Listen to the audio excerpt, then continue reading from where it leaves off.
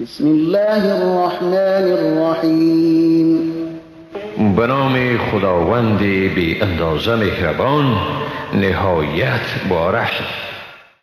وقاتلوهم حتى لا تكون فتنة ويكون الدين لله فإن انتهوا فلا عدوان إلا على الظالمين.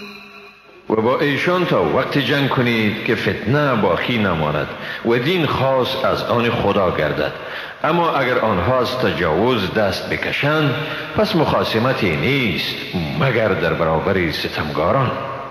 الشهر الحرام بالشهر الحرام والحرمات قصاص فمن اعتدى عليكم فاعتدوا عليه بمثل ما اعتدى عليكم واتقوا الله واعلموا أن الله مع المتقين.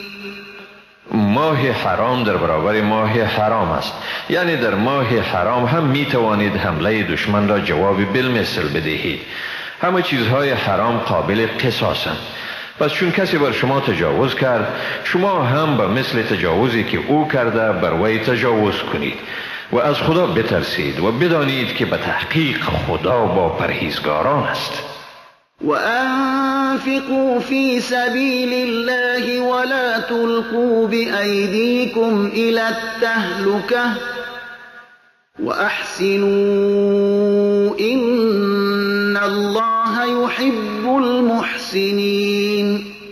و از دارایی خود در راه خدا خرج کنید و خود را به دست خیش به تهلکه نیندازید و نیکی ورزید، حقا که خداوند نیکوکاران را دوست می دارد.